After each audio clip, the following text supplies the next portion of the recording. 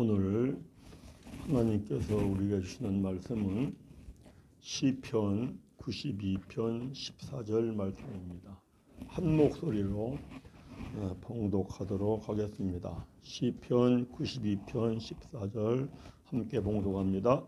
그는 늙어도 여전히 결실하며 진액이 풍족하고 빛이 청청하니. 아멘. 이 말씀이 오늘 올라오신 모든 분들에게 그대로 임하시기를 간절히 바랍니다. 아멘. 자, 우리 한번 다시 이 말씀이 늙어도 여전히 결실하고 진액이 풍족하고 빛이 청청하게 살길 간절히 바랍니다. 요즘에 장수 시대라고 합니다. 그래서 참 좋은 시대가 열렸다 이렇게 생각을 했는데, 장수하는 건 좋은데 70, 80 넘어가면서 병이 들어가가지고 고생하는 걸 보면 참 안타까워요. 근데 성경은 뭐라고 말씀하시냐면은 성도는, 의인은 늙어도 여전히 결실하고 진액이 풍족하고 빛이 청청하게 산다. 이렇게 살다 천국에 간다. 그러니까 하나님 말씀하신 말씀은 반드시 말씀대로 됩니다. 그래서 이렇게 성도가 되면 이와 같은 은혜의 삶을 누릴 줄 믿습니다. 자, 세상 사람들에게 이야기하기를 사람이 늙어도 여전히 결실하고 진액이 풍족하고 빛이 청청하게 살아, 이렇게 얘기하면은 세상 사람들하고는 말이 통해요, 안 통해요? 안 통합니다. 이 말 같지 않은 소리 하지 마. 그게 무슨 얘기야? 사람이 살다 보면 생로병사하지. 태어나서 늙어서 병들어 죽는 거, 그게 인생이야. 그래서 세상 사람들에게는 늙어서 병들어 죽는 것이 당연한 겁니다. 그러나 하나님을 믿는 성도는 오늘 읽은 시편 92편 14절 말씀에 늙어도 여전히 결실하고 진액이 풍족하고 빛이 청청하게 산다, 하나님이 말씀했으니까 이대로 사는 것이 당연한 겁니다. 그렇겠죠? 성경에 보면 믿음의 조상 아브라함도 이렇게 살았고, 이삭도 이렇게 살았고, 야곱도 그랬고, 요셉도 그랬고, 모세도 그랬고, 갈렙도 그랬고, 여호수아도 그랬고, 누구를 들자면은 시간이 없어서 다 그렇게 살았습니다. 저는 41살 때 제가 위암 말기까지 가서 위를 절제 수술을 했습니다. 그때 의사가 그랬다고 그래요. 저 사람은 오래 살면 6개월 정도 산다 그랬다고 그래요. 그 증인 되시는 분이 저기 한번 와 계신데 제 신학대학원 동기거든요. 제가 한 4, 5년 전에 경희대학교에 가서 건강검진을 한 적이 있어요. 근데 예과 과장님이 저의 건강검진 결과를 보면서 저보고 그래요. 선생님은 오장육부가 95% 정상입니다. 그런데 의사는 100% 정상이라고 말하지 않습니다. 선생님은 100% 정상인 거나 마찬가지입니다. 그래요. 그러면 하시는 말씀이, 의가 없는 사람은 빼싹 말라서 6, 7년 살아야, 오래 살아야 6, 7년 살다 간답니다. 근데 제가 그 얘기를 들을 때 금방 공감이 됐어요. 왜냐하면 의가 없이 장으로 내려가면 장이 민감해가지고 조금만 짠 걸 먹어도 설사하고, 조금만 매운 걸 먹어도 설사하고, 조금만 단 걸 먹어도 설사하고, 그래서 그 말이 맞겠구나 그랬는데, 그분이, 선생님이 저한테 그래요. 아니, 의가 없는데 어떻게 이렇게 살쪄서 건강하게 20여 년 이상을 합니까? 그래서 제가 그때는 어떻게 건강을 관리하십니까? 그러는데 내가 생각이 안 나서 의의가 없어도 누구나 저처럼 사는 줄 알았어요. 그래서 제가 머뭇머뭇거리고 그냥 사네요 그랬어요. 그리고 이제 집에 돌아가서 제가 생각을 좀 해봤어요. 그리고 성경을 읽다 보니까 늙어도 여전히 결실하고 진액이 풍족하고 빛이 청청하게 사는데 전에 이 말씀을 읽을 때는 별로 실감하지 못하고 그냥 넘어갔거든요. 그래서 제가 성경에서 그 해답을 찾아보자 하고 성경을 다시 또 읽어보고 또 연구도 하고 목사니까 묵상도 하고 하다가 바로 이거였구나 하고 제가 깨달은 게 있습니다. 그래서 오늘은 제가 이렇게 신앙생활을 하면 잘 들으시면 돼요. 이렇게 신앙생활을 하면 병든 몸도 낫고 늙어도 여전히 결실하고 진액이 풍족하고 빛이 청청하게 산다. 이 말씀대로 살 줄 믿습니다. 그래서 이 말씀을 제가 오늘 전하려고 합니다. 성경은 사람이 사는 방법에 대하여서 두 부류로 말씀합니다. 하나는 옛생명으로 사는 것, 또 하나는 새생명으로 사는 것. 여러분 마침 이 새생명 전도 축제예요. 요즘에 새생명 전도 축제가 유행인가 봐요. 우리가 만들어낸 게 아니고 프랭카드를 현수막을 만들려고 거기 찾아보니까 새생명 전도 축제가 요즘에 유행인가 봐요. 자, 그래서 새생명으로 살면 늙어도 여전히 결실하고 진액이 풍족하고 빛이 청청하게 산다. 그런데 옛생명으로 살면 생로병사한다. 이거는 성경이 말씀하시는 거니까 확실합니다. 자, 새생명으로 살다가 늙어도 여전히 결실하고 진액이 풍족하고 빛이 청청하게 기쁘고 즐겁게 살다가 천국에 가는 게 좋겠어요. 옛생명으로 살다가 늙어서 병들어서 고생하다가 지옥에 떨어지는 게 좋겠어요? 에이, 목사님 그것도 질문이라고 해나. 그렇죠? 네. 당연히 새생명으로 살아야 합니다. 예수님 믿기 전에 사는 것은 옛생명으로 사는 겁니다. 예수님을 믿으면서도 옛생명으로 사는 사람들이 있어요. 안타깝게. 그런데 분명한 거는 예수님 믿기 전에 사는 건 옛생명으로 사는 것이고 예수님을 믿은 후에 사는 것은 새생명으로 사는 것이다. 그런데 옛생명으로 사는 사람과 새생명으로 사는 사람이 한쪽은 생로병사하고 한쪽은 늙어도 여전히 결실하고 진액이 풍족하고 빛이 청청하게 사는데 그 근본적인 차이점은 어디서 나오느냐 이거야. 여러 가지 이유가 있겠죠. 그 중에 하나 중요한 거는 각각의 사람들이 복이 무엇이냐라고 생각하는 데 달려있다는 거예요. 그래서 예수님을 믿기 전에는 옛생명으로 사는 사람들은 복하면 돈, 재물, 권세가 복이죠. 예수 믿고도 복하면 돈, 재물, 권세가 복이야 하면 예수 믿은 남 안 하는 거예요.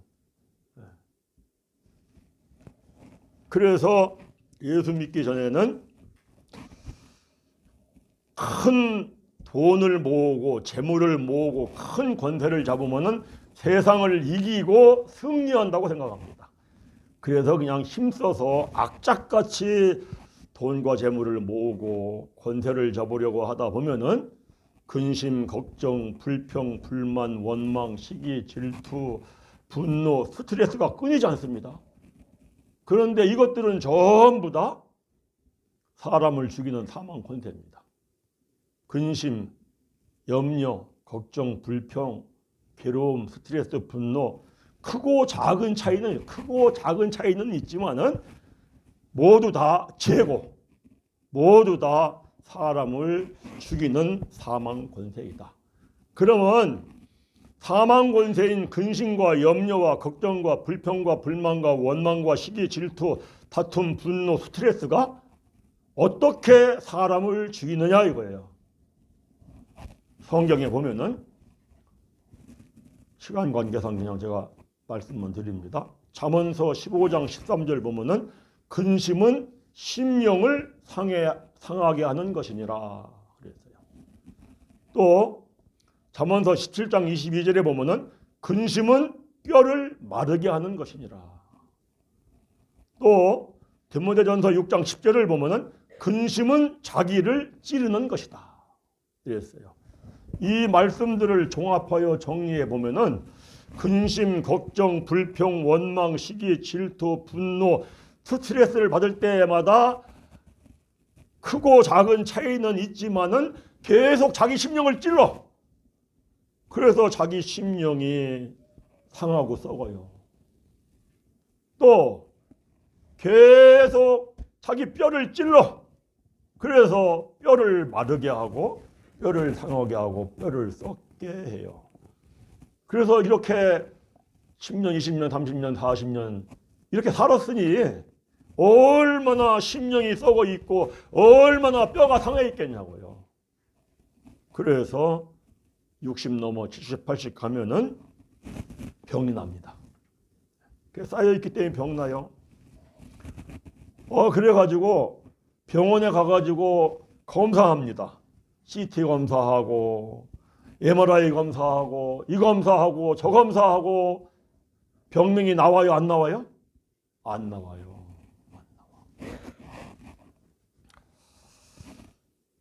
안 나와서 고생하다가 이제 병들어 죽는 거죠. 그런데 이제 보통 20대, 30대, 40대, 50대까지는 젊음의 힘이 있어가지고 스트레스를 받던 분노를 하던 염려, 근심, 걱정을 하던 그것들이 자기를 찌르는 걸 모릅니다. 전혀 모르고 20대, 30대, 50대, 30, 40년을 사는 거예요.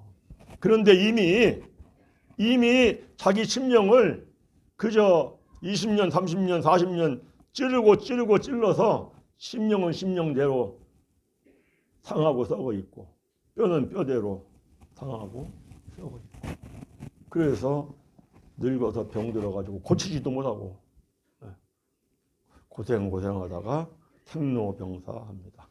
또 어떤 사람은 어느 날 갑자기 쓰러집니다. 그거는 20년, 30년 그렇게 사는 동안에 그저 뼈가 썩고 심령이 썩어서 쌓인 게 어느 날 나타나는 현상이 갑자기 쓰러지는 겁니다. 그 쓰러지면은 큰 병원을 가지고 있는 재벌이라 할지라도 고쳐요? 못 고쳐요? 못 고치더라고요. 못 고치고 그냥 죽더라고요. 우리가 전부 다 아는 이야기입니다. 그렇게 악착같이 힘써서 모은 재물과 권세가 무슨 소용이 있느냐 이거야. 아무 소용이 없어요. 무용지물입니다. 먹고 사는 건 필요합니다. 우리 장로님 기도하실 때 그러실 때 하루 세 끼만 잘 먹으면 감사하고 기쁘게 살자고 그러시기 바랍니다. 욕심내지 마시고. 이건 하면 안 오시나? 이게 다 욕심 때문에 오는 거예요. 욕심 때문에. 근심, 걱정, 스트레스, 분노 뭐 때문에 와요? 욕심 때문에. 그래서 일만하게 뿌리다 이렇게 우리 장로님 기도하시잖아요. 자, 그런데 또 죽을 때 보면은 한 푼도 못 가지고 갑니다. 한 푼이 뭐예요? 티끌 하나 못 가지고 가요. 알코올로 시체를 싹 닦아냅니다. 세상에 사람의 거는 티끌 하나도 있다 없다? 없어요. 다 누구 거예요? 하나님. 착각하지 마세요. 다 하나님 거예요. 그래서 죽을 때 그럽니다. 인생 허무하다, 헛살았다, 한탄하며 죽습니다. 인생이 참 불쌍하고 정말 이 세상에 소망이 없습니다. 그것이 예수님을 믿기 전에 옛사람으로 사는 인생들의 이야기입니다. 자, 예수를 믿고 나면 달라져야 되겠죠. 예수를 믿고 나면은 새 생명으로 살아야 돼요. 새 생명으로 살면은 세월이 갈수록 영이 맑아집니다. 그래서 늙어도 여전히 결실하고 진액이 풍족하고 빛이 청청하게 돼요. 그러면 먼저 예수를 믿고 새 생명으로 산다는 게 무엇이냐 이거야. 이걸 알아야 되지 않겠어요? 새 생명으로 사는 게 뭐냐? 예수 믿고 1년 정도 다니면 1년이 지나면은 교회에서 세례를 받으라고 합니다. 그래서 아마 교회를 다니시는 분들 또 다니다가 안 다니시는 분들 그런 분들도 있을 텐데 아마 세례 받으신 분들이 많을 거예요. 세례. 요즘에 이제 남자들은 또 군대 가면 또 세례를 또 잘 받죠. 거기서. 그런데 세례 받는다는 것이 매우 중요한 거예요. 매우 중요한 거예요. 제가 이걸 깨닫고부터는 우리 교회에서 세례를 쉽게 안 줍니다. 쉽게 하지 않습니다. 왜냐하면은 세례를 받았다는 것은 자기의 인생이 180도로 변한 거야. 옛 생명은 끝나고 옛 사람은 끝나고 이제 나는 새 생명으로 살아. 새 사람으로 살아. 이게 세례예요. 완전히 인생이 180도로 확 변화되는 거. 놀라운 거죠. 그래서 그 세례에 대해서 로마서 6장 3절에서 5절까지 말씀을 합니다. 예수님이 십자가에 달려 죽을 때 나 함께 죽었다. 그리고 예수님이 십자가에서 죽을 때 사망 권세를 멸하고 사망 권세를 멸한 건 대단한 거예요. 인생을 쓰러지게 하고 넘어지게 하고 망하게 하는 권세가 사망 권세거든요. 그걸 멸해버리고 부활하신 새 생명 그리스도 그분이 내 안에 들어와서 내가 이제는 새 생명으로 산다. 그리스도로 산다. 이것을 갈라디아서 2장 20절에서 내가 그리스도와 함께 십자가에 못 박혔나니 내가 옛사람은 죽었나니 그런즉 이제는 내가 사는 게 아니요 오직 내 안에 그리스도께서 사시는 것이라. 네. 아멘. 네. 그래서 그리스도가 내 안에 계속 사는 거예요. 그리스도라고 하는 거는 고린도전서 1장 24절에 뭐라고 얘기하느냐? 그리스도는 하나님의 능력과 하나님의 지혜니라. 무슨 얘기예요? 내 안에 그리스도가 들어와 계시다는 건 뭐냐면은 내 안에 하나님의 능력과 하나님의 지혜가 들어와 있다.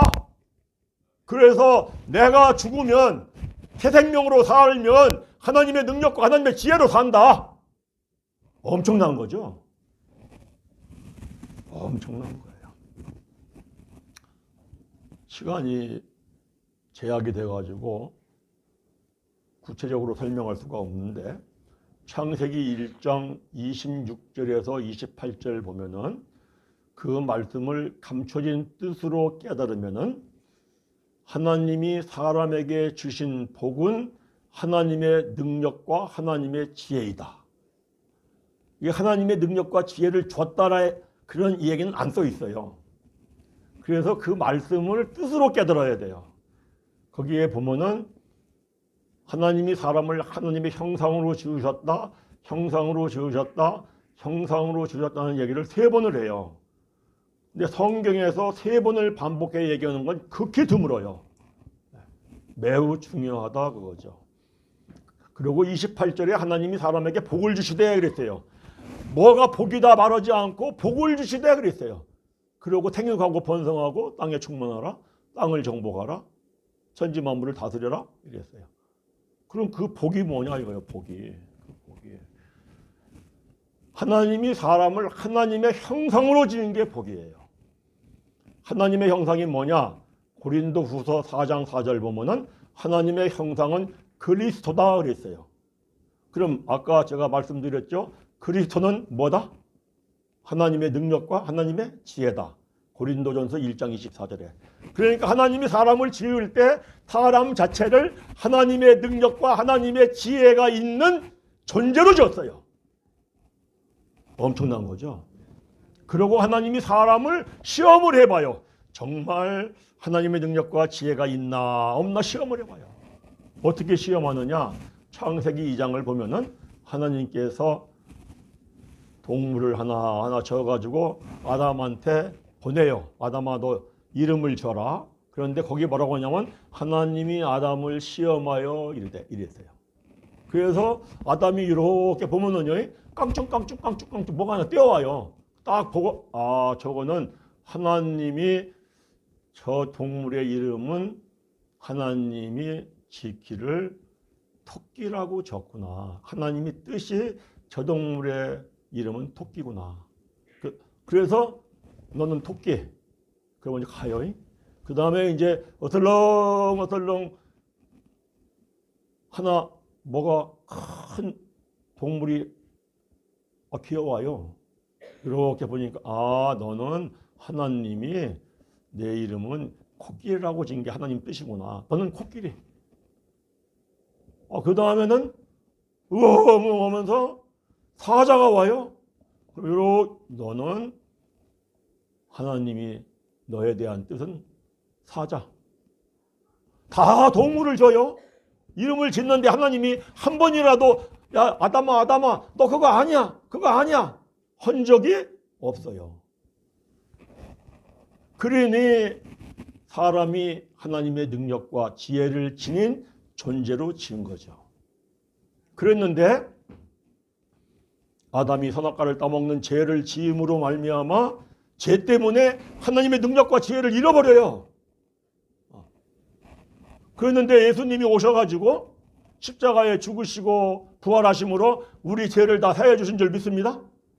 우리가 다 예수님 믿으면 죄사함 받았죠.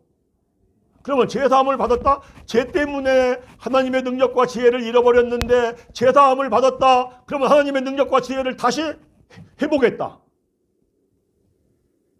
믿으시면 아멘. 예, 엄청난 거죠. 이게 엄청난 거예요. 그래서 이거를 에베소서 1장 7절 8절에 뭐라고 하느냐? 죄사함 받은 자에게는 하나님께서 모든 지혜와 총명을 넘치게 부으셨느니라. 아멘. 확실하죠. 모든 지혜와 총명이 넘치니까 하나님의 능력과 지혜가 회복된 거다. 이렇게 말씀을 하죠.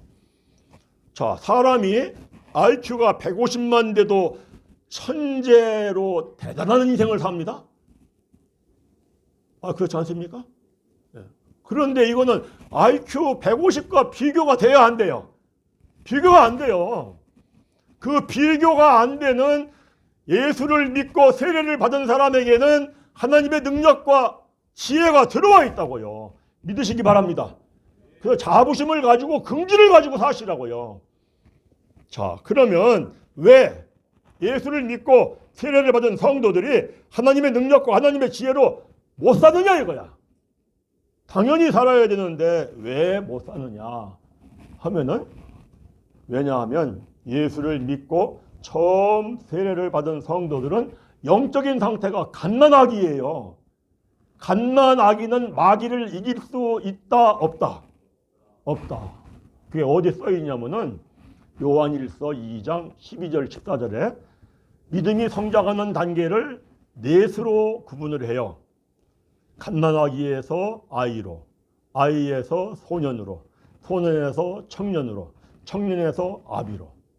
그러면서 말씀하시기를 청년은 되어야 악한 자 마귀를 이기느니라. 그러니까 믿음이 성장을 해야 돼요. 뭐까지 성장해야 돼요? 청년까지. 그럼 믿음이라는 게, 나 이제부터 알았어. 내 이제부터 우리가 이제 자식을 키워요. 애를 낳는데 좀 빨리 커가지고 청년이 돼가지고 좀 사람 노릇을 하면 좋겠어. 그래가지고 막 좋은 한우 갈비 갖다 먹여. 피덩이에게. 그럼 사람이 죽어요? 사람은 그렇게 클 수 있는 게 아니에요. 예? 전 먹어야 되고 이유식 먹어야 되고 그 다음에 또 밥 먹어야 되고 그 다음에 좀 커서 고기도 먹어야 되고 마찬가지예요. 신앙생활도 내가 열심히 한다고 그저 단기일에 성장하는 게 아니에요. 이걸 아셔야 합니다. 5년이고 10년이고 신앙생활을 영의 양식을 먹어야 믿음이 성장을 해요. 근데 하나님께서 믿음이 성장하라고 주신 게 있어요. 그게 뭐냐? 율법이에요. 하나님의 말씀. 또 하나는 제사. 오늘날로 말하면 예배예요. 예배.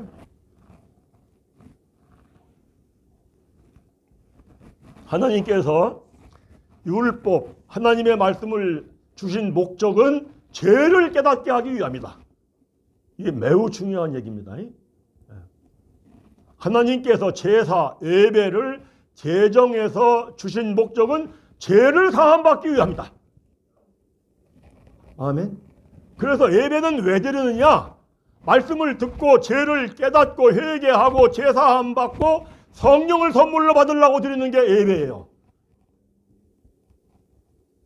이거를 명심해야 돼요. 여기서 매우 중요한 것은 하나님의 말씀을 말씀 속에 감춰진 뜻으로 가리키고 배워야 돼요. 말씀 속에 감춰진 뜻으로 가리키고 배워야 죄를 깨닫고 회개하고 제사함 받고 성령을 받아요. 그래야 하나님 말씀을 영의 양식으로 먹고 믿음이 성장해요. 그러나 하나님의 말씀을 사람의 계명으로 교훈을 삼아서 가르치고 배우면 죄를 깨닫지 못해요. 그래서 하나님 말씀을 영의 양식으로 먹을 수가 없기 때문에 믿음이 성장하지 않아요. 예를 들어 설명하면은 제6계명이 살인하지 말라예요. 출애굽기 20장 13절에 제6계명 살인하지 말라라고 하고 저 성경의 끝자락 요한일서 3장 15절을 가면은 살인하지 말라는 미워하지 말라가 살인한 거야 그래요. 그러니까 성경을 가르칠 때 설교를 할 때 살인하지 말라고 하는 거는 미워하지 말라는 거야 하고 가르치고 배워야 돼요. 그러면 가르치는 자나 배우는 자나 자기 마음 안을 보면은 미움이 있다. 미움이 없는 사람이 어디 있어요? 그죠? 누구나 미움이 있어. 그래서 말씀을 말씀 속에 감춰진 뜻으로 가르치고 배우면은 누구나 죄를 깨달아. 예수 믿고 천국 가려고 하는데 죄를 깨닫고 회개하지 않으면 천국 가요? 못 가요? 못 가요. 그래서 회개해요. 제사함 받아요. 그러면은 성령을 받아요. 그러면은 믿음이 성장을 해요. 영의 양식을 먹기 때문에. 그런데 살인하지 말라라는 말씀을 사람의 계명으로 교훈을 담아서 해석을 해요. 그거 사람을 죽이지 말라는 거야 이렇게. 그럼 사람이 힘써서 노력하면은 사람을 안 죽일 수 있죠. 그러면 죄를 안 져요. 그 죄를 못 깨달아요. 네. 그래서 믿음이 성장하지 않아요. 하나님의 말씀을 영의 양식으로 먹지를 못하기 때문에. 그런데 이 사람들은요, 죄를 깨닫고 회개하라면 싫어해요. 그 목사 실에서 나가라고도 하고 교인들이 떠나기도 하고 그저 복 받는다면 좋아해요. 복 받는다. 그게 영이 죽는 줄 모르고 그러는 거예요. 더욱이 신자가 힘써서 사람을 죽이지 않으면 자기가 제6계명 살인하지 말라라는 말씀을 내가 지켰어. 그 순간에 어떤 생각을 하느냐. 신명기 28장 1절에 말씀을 지키면 세계 모든 민족 위에 뛰어난 복을 받으리라. 이 말씀이 생각나고 믿어지면서 나 이제 말씀 지켰으니까 복 받을 거야. 복 받을 욕심이 생겨요? 생기겠죠. 그러면은 야고보서 1장 15절에 욕심이 잉태한 즉 죄를 낳고 죄가 장성한 즉 사망을 낳느니라 말씀처럼 영이 죽어요. 욕심을 내면서 복 받을 거야, 잘 될 거야, 설교를 들으면서 잘 되겠네, 복 받겠네, 욕심이 생기면서 예배를 드리면 영이 죽어서 예배를 드리지만 하나님을 만나요? 못 만나요? 못 만나요. 자기는 만난 줄 알아. 큰 착각이죠. 그래서 예수님이 그랬어요. 마태복음 15장 7절에서 14절까지 하나님의 말씀을 사람의 계명으로 교훈을 삼아 가르치고 배우는 유대인들을 향하여서 너희들 입술로는 하나님과 가깝지만 마음은 멀도다. 너희들은 가르치고 배우는 자가 둘 다 맹인이 되어서 구덩이에 빠지리라. 구덩이는 지옥이에요. 하나님 믿는다고 천국 간다? 착각하지 마세요. 성경은 절대 그렇게 말하지 않습니다. 맹인이 되어서 지옥 갈 수도 있다고 얘기해요. 신자들이 명심해야 할 것은 하나님께서 말씀을 주신 목적은 죄를 깨닫기 위함이고 예배를 드리는 목적은 하나님의 말씀을 깨달음으로 죄를 깨닫고 회개하고 제사함 받고 성령을 받기 위하여 드리는 것이다. 그래서 성령을 받으면 성령이 내 안에 들어오면은 성령에 힘입어서 하나님의 말씀에 순종할 수가 있어요. 하나님의 말씀은 사람의 능력과 지혜로 순종을 못해요. 하나님의 성령 안에는 성령은 그리스도의 영이에요. 그래서 성령 안에는 하나님의 능력과 하나님의 지혜가 들어있어요. 그래서 성령이 들어오면은 하나님의 능력과 지혜가 들어오면은 거기에 힘입어서 말씀에 순종하는 거예요. 그러면은 먼저 그의 나라와 그의 의를 구하는 신자가 됩니다. 마태복음 6장 33절에 그런즉 너희는 먼저 그의 나라와 그의 의를 구하라. 그리하면 이 모든 걸 너희에게 더하시리라. 라는 말씀처럼 성령이 내 안에 들어와서 하나님의 말씀을 영의 양식으로 먹어서 하나님의 능력과 지혜가 들어와서 그거에 힘입어서 하나님의 뜻을 따라 살고 말씀을 따라 살면은 내가 마실 거, 먹을 거, 입을 거 달라고 구하지 아니해도 하나님 아버지께서 너가 구하는 것보다 더하여 주시리라. 그래서 큰 부자가 될 수 있습니다. 그렇게 부자들이 되시기를 바랍니다. 네. 그렇지 않고 복을 받으려고 예배를 드려요. 누구나 처음에 하나님을 믿기 시작할 때에는 무슨 문제가 터지거나 너무 살기가 힘들어서 하나님 믿고 복을 받아야겠다. 하나님 믿고 병도 고쳐야겠다. 이렇게 해서 하나님을 믿기 시작하는 사람들이 많습니다. 예, 저도 그렇게 시작해서 믿었어요. 그런데 계속 그렇게 믿으면 안 돼요. 계속. 그래서 하나님이 살아계시구나 라는 것을 깨닫고 체험하면은 그때부터는 말씀 진리가 뭔가 이걸 갈급해야 합니다. 복을 받으려고 예배를 드리고 복을 받으려고 하나님을 믿으면 큰 복을 받을 수 있습니다. 그러면 사람들이 그럽니다. 그 사람 참 믿음 좋아 이럽니다. 왜? 하나님 믿고 큰 재물도 큰 권세도 잡은 것 같으니까. 그러나 그거는 속는 겁니다. 그거는 착각입니다. 이미 그 사람은 복을 받아야 한다는 욕심 때문에 영이 살았다 죽었다? 영이 죽었어요. 그래서 이미 그 사람은 하나님과 상관이 없어요, 사실은. 그래서 언젠간 타락합니다. 그리고 문제가 터집니다. 우리 그런 사람들 많이 봅니다. 수두룩합니다. 속아서 신앙생활한 겁니다. 그래서 그거를 예레미야 선지자는 선지자들이 거짓말을 했다 그렇게 얘기를 합니다. 그리고 결국은 욕심 때문에 영이 죽어서 맹인이 되어서 지옥에 떨어집니다. 참으로 안타까운 얘기죠. 그러나 예배를 드릴 때 말씀 속에 감춰진 뜻을 듣고 죄를 깨닫고 회개하고 제사함 받고 성령을 받으면 내 안에 성령이 들어옵니다. 그리고 성령은 두 가지 일을 합니다. 하나는 뭘 하느냐? 성령은 소멸하는 불이라. 인생을 썩게 하고 욕되게 하고 병들게 하고 약하게 하는 거 전부 다 멸해버립니다. 염려, 근심, 걱정 전부 다 멸해버립니다. 그리고 성령은 살리는 역할을 합니다. 인생을 썩지 아니할 것을 살립니다. 사망 권세를 멸한 부활의 영광의 영광스러움으로 살립니다. 신령한 몸으로 살립니다. 강한 몸으로 살립니다. 그리고 성령 안에는 의와 평강과 기쁨과 즐거움이 있습니다. 그래서 의를 살립니다. 평강을 살립니다. 기쁨을 살립니다. 즐거움을 살립니다. 십자가의 사랑을 살립니다. 아멘. 그래서 세월이 가면 갈수록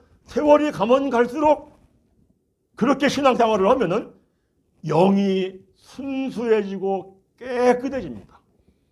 남편도 그렇게 신앙생활을 하시고 아내도 그렇게 신앙생활을 하면은 남편도 아내도 세월이 가면 갈수록 늙으면 늙을수록 영이 순수해지고 깨끗해져. 그러면은 젊은 날 연애하면서 결혼했던 그 시절보다 더 순수하고 아름다운 사랑을 하면서 부부가 남은 여생을 행복하게 삽니다. 믿으시기 바랍니다. 그리고 당연히 그렇게 신앙생활을 하면은 늙어도 여전히 절실하고 지내기 풍족하고 빛이 청청하게 삽니다. 자, 또 하나, 그러면 예수님 믿고 제사 안 받고 세례 받았어. 내 안에 하나님의 능력과 하나님의 지혜가 들어왔어. 이거를 어떻게 체험할 수 있느냐 이거야. 그리고 어떻게 빛이 청청한 인생을 살 수 있느냐. 이거는 아주 간단합니다. 내 안에 성령님이 계십니다. 예수 믿으면 내 안에 성령님이 계세요. 그래서 성령님 어떻게 할까요? 하고 여쭤보세요. 내가 무슨 일을 할 때, 뭐 콩나물을 다무를 때라도 성령님 어떻게 다무를까요? 이렇게.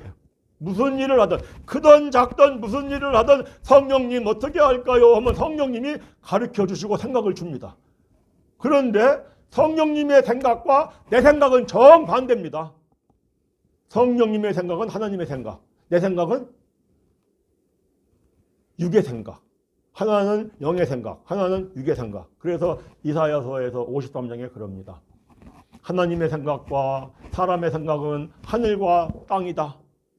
이럽니다. 그래서 성령께서 가르쳐 주신 대로 따라가려고 하면은 내 생각으로 계산해 보면은 성령을 따라가면 망할 것 같아. 성령을 따라가면 죽을 것 같아.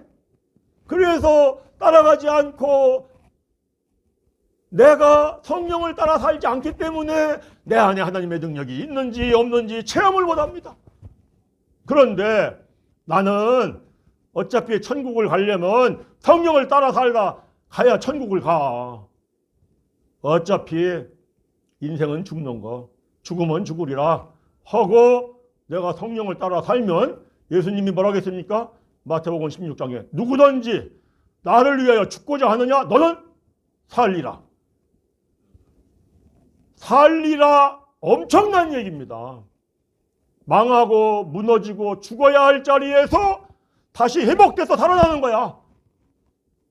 아멘. 이걸 체험합니다.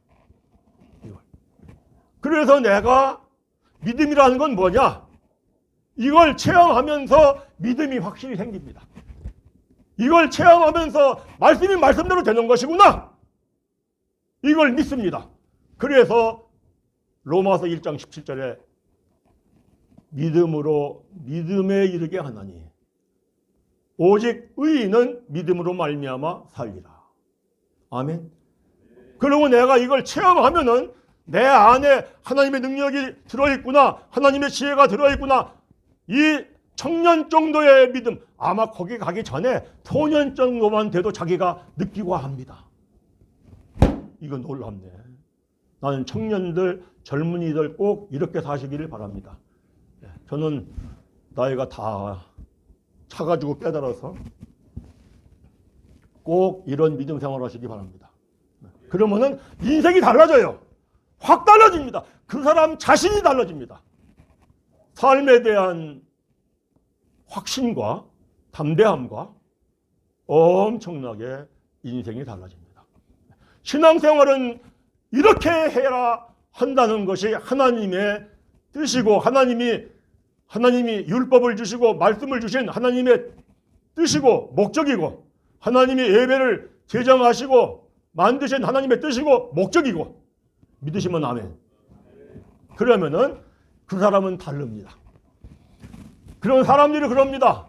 저 사람은 하나님 믿더니 뭐가 달라. 달라. 이 소리를 들어야 당연한 겁니다. 이 소리를 못 들으면 하나님 믿으나 안 믿으나 뭐 그타령 그타령이야. 참 안타깝습니다. 신앙생활 한다는 게 그냥 하는 겁니까? 일주일에 한 번 시간 내야죠. 몸 바쳐야죠. 또 아까운 재물 바쳐야죠. 그런데 하나님의 뜻대로 하라는 신앙생활을 하면은 확실히 다릅니다. 저는 1981년부터 89년까지 약 9년 동안 증권회사에서 직장생활을 했습니다. 1986년 그때 아주 증권은 아주 호황을 누렸습니다. 86년도 말부터 한 4년 동안 자본금 50억인 회사가 자본금을 500억, 600억으로 증자했습니다. 그런 증자를 하면은 우리사주조합법이라는 게 있습니다. 그래서 우리사주조합법에 의해 가지고 주식을 직원들한테 줘야 합니다. 그거를 총액의 20%를 주게 돼 있어요. 그래서 그거를 해마다 받는데 해마다 받으면은 우리사주조합으로 받은 주식만 해서 생기는 이익이 7천만 원에서 8천만 원이 생깁니다. 근데 그 당시에 잠실대교 옆에 있는 30평짜리 장미 아파트가 7,500이었습니다. 그러니까 엄청 축복을 받는 거죠. 그래서 제가 1988년도 말에 1년을 보내면서 하나님께서 주신 큰 축복에 감사해서 감사 기도를 하려고 모처럼 만에 새벽 기도를 가서 감사 기도를 하는데 갑자기 어떤 생각이 떠오르냐면 이제는 목사하러 가라. 이런 생각이 떠올라요. 그래서 제가 그랬어요. 그 첫날 고개를 이렇게 저으면서 하나님 이거 지금 아니잖아요. 그랬대요. 아니 하나님 이제 뭐 나이가 40에 가까워가지고 이제 무슨 목사하러 가요. 그리고 이제 좀 출세도 할 만하고 이제도 좀 축복도 받을 만한데 그러다 보니까 출근 시간이 돼서 그냥 기도 마치고 돌아왔습니다. 제가 며칠 동안 새벽 기도를 갔어요. 그러면서 계속 하나님 어떻게 해요? 그러다가 하루는 그랬습니다. 성령 하나님 말씀을 주세요. 말씀을 주시면 제가 직장 그만두고 목사하러 가겠습니다. 했는데 순간 떠오르는 생각이 마태복음 6장 33절 그런 중 너희는 먼저 그의 나라와 그의 의를 구하라. 그리하면 내가 이 모든 걸 너에게 더하여 주시리라. 그래서 제가 직장을 그만두기로 마음을 먹고 1989년도 2월 말에 사직을 했습니다. 그때 많은 사람들이 반대를 했죠. 그런데 직장 그만두고 한 달 정도 지나면서 종합주가지수가 1000포인트로 올라가가지고 한국 증권 시장에 1000포인트 시대가 열렸다 해가지고 막 환호를 했습니다. 그리고 며칠 안 가더니 증권이 폭락을 했습니다. 예, 증권 해보신 분들은 알 거예요. 폭락이 뭔지. 폭락. 그냥 망하는 겁니다. 그냥 망하는. 그런데 저는 직장을 그만두어서 망하는 데에서 빠져나왔습니다.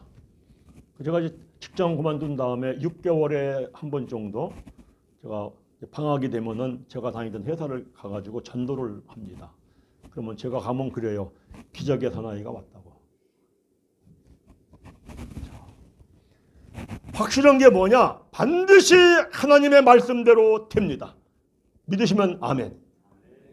하나님의 말씀대로 안 된다면은 하나님은 믿을 가치가 없습니다. 그러나 하나님의 말씀대로 된다면 믿음이라는 건 생명 걸고 믿는 겁니다. 왜? 예수님이 십자가에서 죽는 생명을 주심으로 말미암아 우리에게 믿음이 왔기 때문입니다. 믿음은 생명 걸고 믿는 겁니다. 생명 걸고 믿으면 반드시 너는 나를 위해 죽고자 하느냐? 너는 살리라. 믿으시면 아멘. 기적 같은 역사를 체험하며 살 줄 믿습니다. 그때는 정말 내 안에 일이 처리되는 거 보니까 하나님의 능력, 하나님의 지혜로 처리한 거네. 이건 내 능력, 내 실력, 내 지혜로 한 게 아니네. 할렐루야. 믿으시기 바랍니다. 그래서 예배를 드릴 때마다 말씀을 듣고 죄를 깨닫고 회개하고 제사함 받고 성령을 받는 예배를 반드시 드려야 합니다. 하나님은 그렇게 예배를 드리라고 말씀을 주실 때 죄를 깨달으라고 말씀을 주셨고 제사함을 받으라고 예배를 제정하셨고 모든 인생의 문제는 죄 때문에 생기는 겁니다. 죄 때문에 에덴 동산을 잃어버렸죠. 죄 문제가 해결받으면 다시 뭐가 회복된다? 에덴 동산이 회복됩니다. 믿으시기 바랍니다. 그리고 현실의 삶 속에서 꼭 성령님 어떻게 할까요? 여쭤보고 성령께서 가르쳐 주시고 성령께서 생각 주시는 대로만 따라 살면 나도 모르는 사이에 내 안에 있는 하나님의 능력과 지혜가 나타나서 이 일을 해결하고 그리고 내 인생을 이끌어 가는구나. 아멘.